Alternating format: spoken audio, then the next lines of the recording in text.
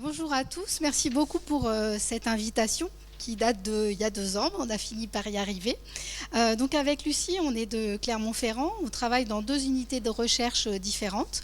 On travaille sur le microbiote intestinal toutes les deux. Nous sommes des scientifiques. Donc nous ne sommes pas médecins, donc je vous préviens tout de suite. Et puis, Lucie va vous présenter un peu ce que c'est que le microbiote. Donc on a choisi de faire un dialogue toutes les deux et de vraiment faire une présentation qui nous semble très vulgarisée. Donc j'espère que ça vous plaira. Donc Lucie va vous présenter ce que c'est que le microbiote et moi je vous parlerai plus particulièrement de l'impact de ces études sur le microbiote, sur la prise en charge des cancers. Donc Lucie, est-ce que tu peux déjà nous définir ce que c'est que le microbiote ? Alors déjà, je ne sais pas si je vais vous apprendre grand-chose quand je vois le nombre de personnes qui ont répondu avec un petit papier vert, donc j'espère quand même vous apprendre certaines choses sur le microbiote intestinal. Donc ce microbiote, donc moi je vais parler principalement du microbiote intestinal, mais comme je pense, vous le savez tous, on est colonisé par un nombre considérable de micro-organismes, que ce soit des bactéries, donc c'est les micro-organismes qui sont le plus décrits dans la littérature. On est aussi colonisé par des virus, et je pense que là aussi les virus, je ne vais pas vous en reparler, je pense que ça fait 2 ans qu'on vit avec un certain virus, donc on va essayer de s'affranchir de ce virus pour ce soir. On est aussi colonisé par un nombre important de champignons, mais également, comme ça a été dit tout à l'heure en introduction, par des parasites et par plein d'autres types de micro-organismes. Mais les 3 grands types les plus connus donc, sont les bactéries, les virus et les champignons. Donc ce qu'il faut savoir, c'est qu'on est recouvert sur l'ensemble de notre corps, sur l'ensemble des cavités, par un nombre considérable de micro-organismes. Il faut savoir qu'au niveau du corps humain, on a environ 10 puissance 13 cellules et on a aussi 10 puissance 13 micro-organismes, donc ce qui représente 1000 milliards de micro-organismes. Donc ce qui veut dire qu'on est à la fois humain, mais on est aussi à la fois microbien. Mais par contre, il ne faut pas toujours avoir cette peur des microbes, des micro-organismes. Il existe aussi un nombre très très important de gentils microbes. Alors il y a plein de microbes qui sont très méchants, très délétères. Là aussi, le Covid nous l'a montré, mais il y en a énormément qui sont bénéfiques et qui sont essentiels à notre santé. Donc, comme je vous le disais, le corps humain va héberger divers écosystèmes. Ce microbiote, on parle d'un écosystème, c'est quelque chose qui est extrêmement complexe. On va avoir un premier microbiote qui est de plus en plus décrit dans la littérature, qui est le microbiote au niveau de la cavité orale, le microbiote buccal. Mais on va avoir aussi des microbiotes qui vont être un petit peu plus internes, comme le microbiote au niveau de l'œsophage, au niveau des poumons, au niveau du vagin. On va aussi avoir un microbiote cutané qui va avoir un rôle important dans la défense contre les agressions extérieures. Et le microbiote qui fait actuellement l'objet d'un nombre croissant, un nombre exponentiel d'études depuis un certain nombre d'années. C'est le microbiote qui est localisé au niveau de notre tractus digestif, qu'on appelle donc ce microbiote intestinal. Ce microbiote intestinal, là aussi on en entend beaucoup parler actuellement, que ce soit dans la littérature scientifique, mais que ce soit aussi au niveau des différents journaux, des journaux grand public. On en entend aussi beaucoup parler à la télévision, à la radio. Donc au niveau du microbiote intestinal, on héberge environ 1 à 2 kg de bactéries, ce qui représente environ 100 000 milliards de bactéries au sein de notre ventre. Ce qui, pour vous donner un petit ordre d'idée, c'est environ 1000 fois plus de bactéries que d'étoiles présentes dans le ciel. Donc on a un nombre considérable de micro-organismes au sein de notre tractus digestif. Et donc cette biomasse, elle va varier entre 1 à 2 kg en fonction des individus. Donc ce microbiote intestinal, si on le schématise, si on essaye de l'envisager à une échelle très très vulgarisée, donc, comme je vous le disais tout à l'heure, c'est un écosystème qui est très complexe. Et si on fait un petit peu un parallèle avec une forêt, ça va être plein de micro-organismes qui vont avoir des rôles et des fonctions différentes. Donc, dans une forêt, il y a énormément d'espèces différentes. On va avoir des mousses, des herbes, des fougères, des grands arbres. Et au niveau du microbiote intestinal, ça va être à peu près la même chose. On va avoir plein de types de micro-organismes différents. Et ils vont tous vivre en équilibre entre eux. Et dans certains cas, cet équilibre va pouvoir être perturbé. Donc ce microbiote intestinal, c'est quelque chose qui est propre à chacun d'entre nous. On va tous naître avec un microbiote intestinal qui va nous être propre. Ce microbiote intestinal, comme on l'a dit tout à l'heure en introduction, il va évoluer au cours de la vie.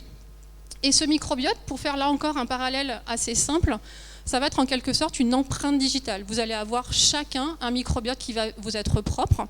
On va avoir ce qu'on appelle un corps microbien avec un nombre d'espèces constant qui va être retrouvé entre les différents individus. Et après, chacun d'entre nous va avoir des espèces microbiennes qui vont lui être propres, lui permettant d'être unique et différent de tous les autres. Donc c'est en quelque sorte comme une empreinte digitale, comme un code barre qui vous caractérise les uns des autres. Et donc ce microbiote intestinal, il a énormément de rôles dans la santé humaine. C'est en quelque sorte un espèce de levier sur lequel on peut agir pour être dans une situation de bien-être.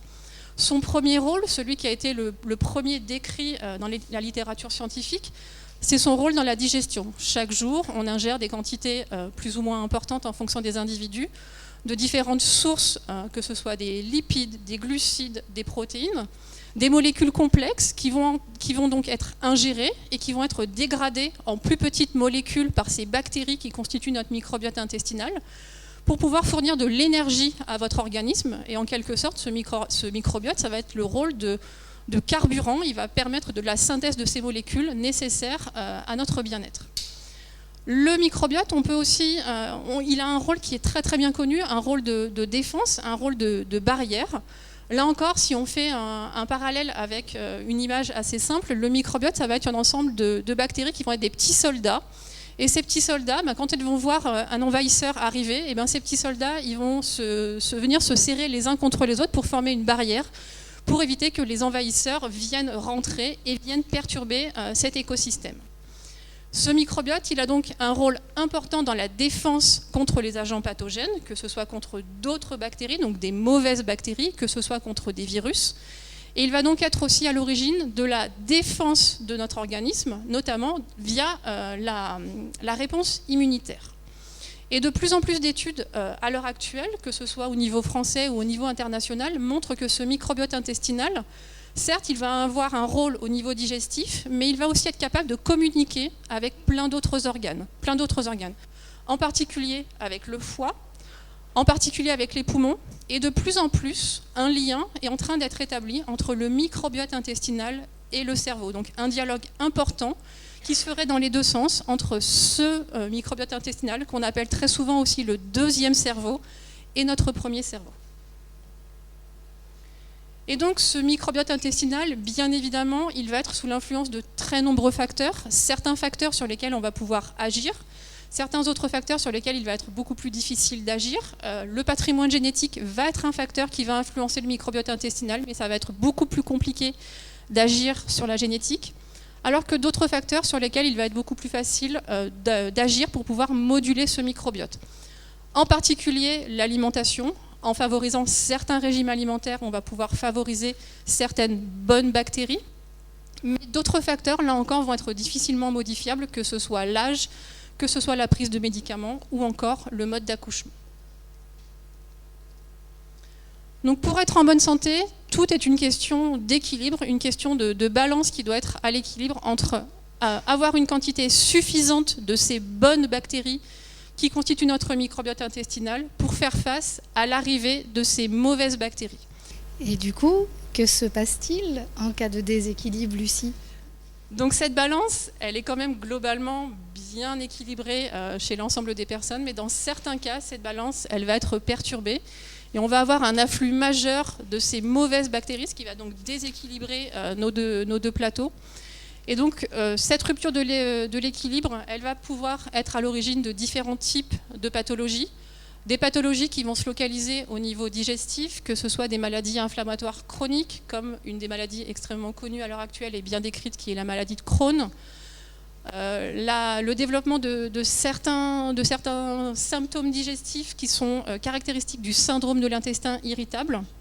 Mais on peut aussi avoir des pathologies qui vont se développer en dehors du tractus digestif, notamment le développement de pathologies comme l'obésité ou encore des phénomènes de dépression et d'anxiété. Et donc aujourd'hui, nous, notre objectif, ça va être de vous expliquer un petit peu ce qui se passe lorsque cette balance elle est déséquilibrée dans le cas des cancers. Et je vais donc laisser la parole à Mathilde, qui va donc vous expliquer un petit peu le rôle de ce microbiote intestinal, notamment dans le développement du cancer du côlon.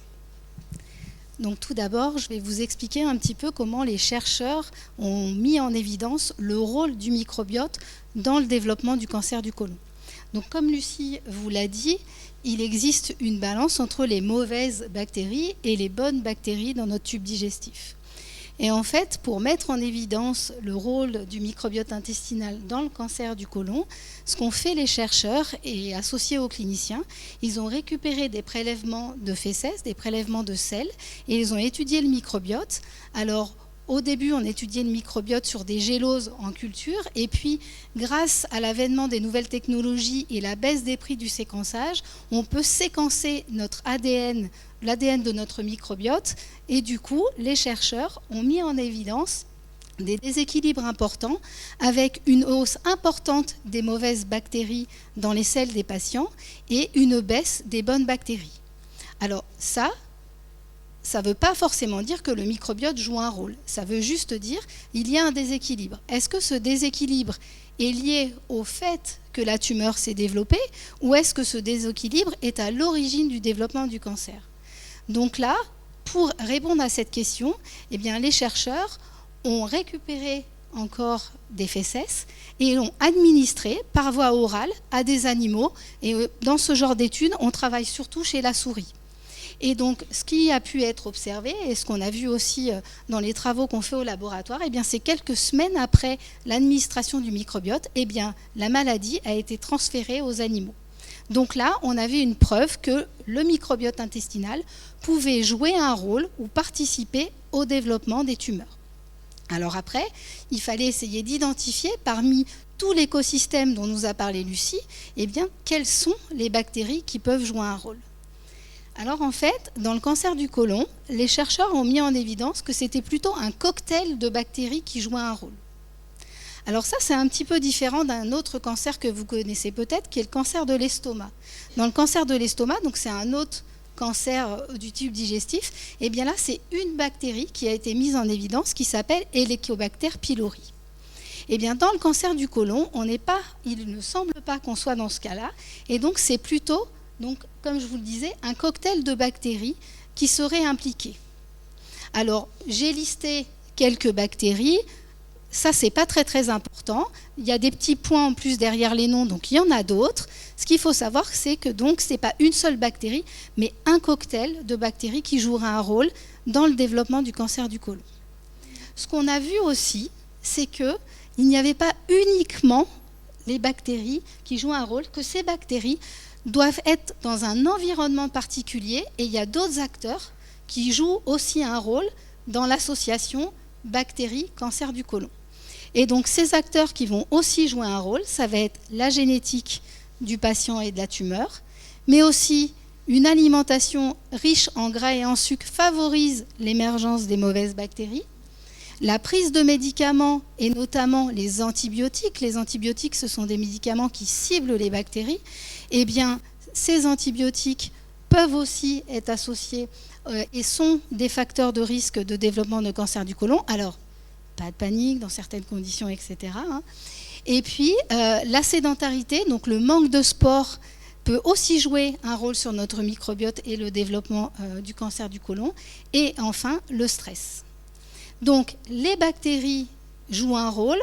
Ça, c'est à peu près connu et tous les chercheurs et cliniciens sont assez d'accord là-dessus. Maintenant, quel cocktail de bactéries et quels sont les mécanismes? Eh bien, il y a encore des recherches qui sont en cours sur ce sujet.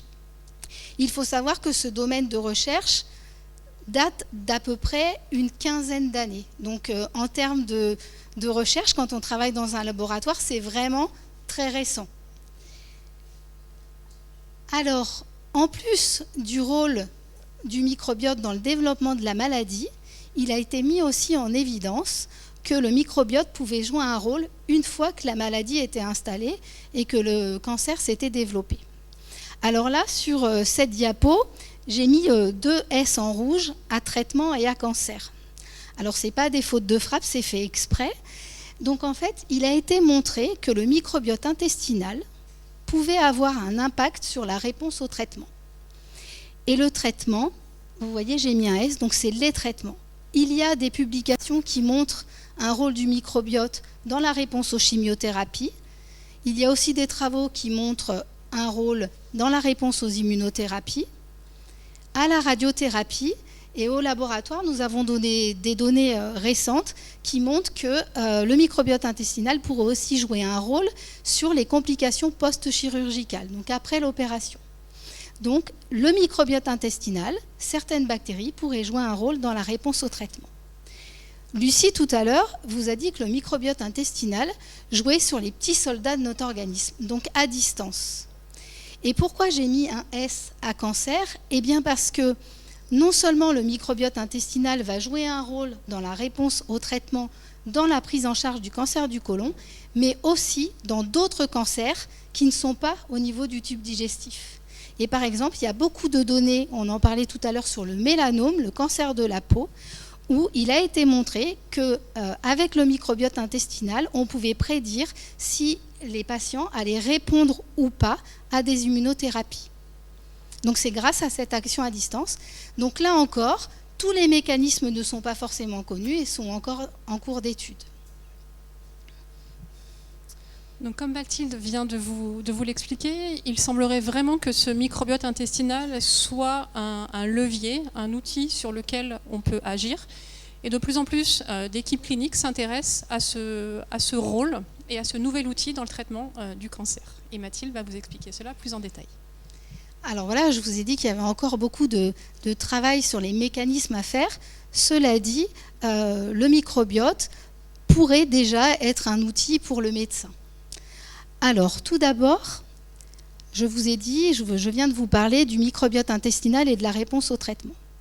Je vous ai dit aussi que ce microbiote intestinal, eh bien, sa composition change quand il y a un cancer du côlon. Donc, on peut imaginer que ce microbiote intestinal, aller regarder la composition du microbiote intestinal chez les patients, eh bien, puisse être un indicateur et, par exemple, permettre de diagnostiquer le cancer du côlon.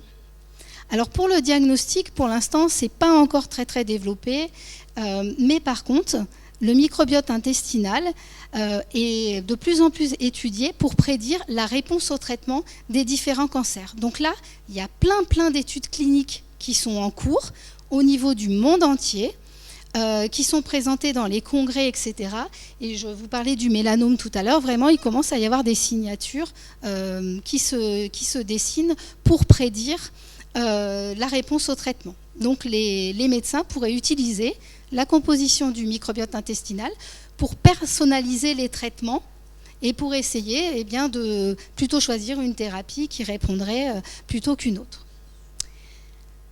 Alors, depuis le début, je vous parle de prélèvement de sel. Les prélèvements de sel, je ne sais pas vous, mais on n'aime pas tellement faire ça. D'accord? Donc, c'est quand on fait des études cliniques au laboratoire et qu'il y a des prélèvements de sel, c'est souvent compliqué d'obtenir des prélèvements de sel. Bon, tout simplement parce que déjà, quand on va voir son médecin, on est un peu stressé et on n'a pas envie. Donc, du coup, eh bien, il y a pas mal d'études en ce moment qui sont faites sur le microbiote oral. Finalement, notre bouche, c'est le début de tout notre système digestif.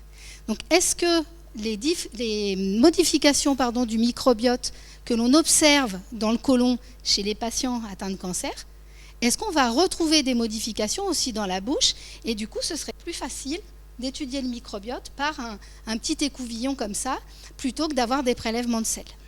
Donc là, il y a des études qui sont en route. Le microbiote buccal, jusqu'à maintenant, était très étudié pour le côté dentaire, les caries, etc.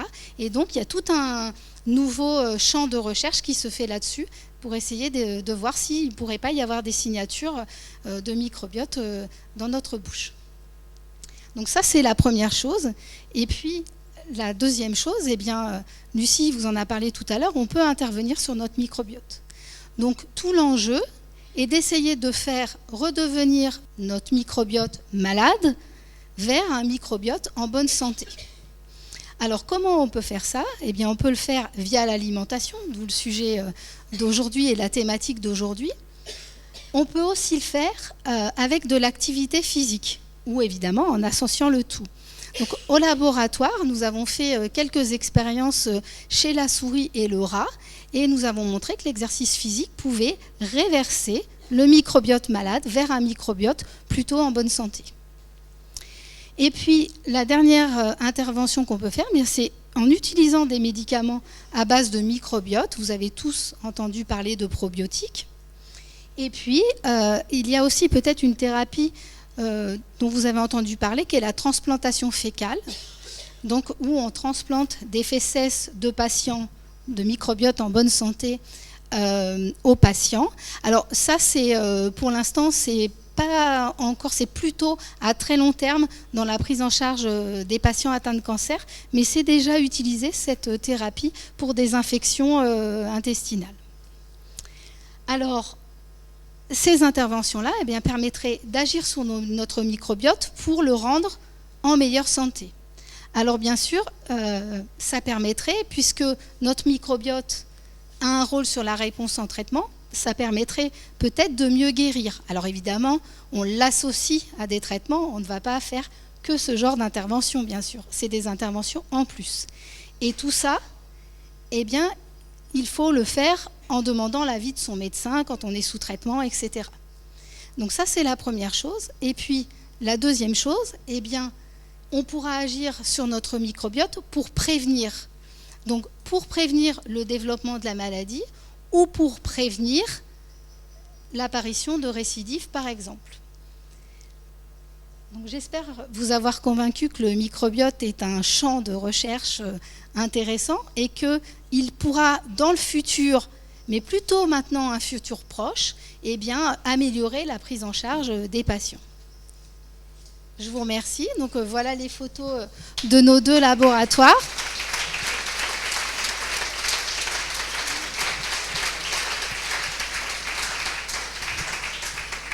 Et juste pour finir, en dessous, tous nos sponsors qui financent nos études dans les deux laboratoires.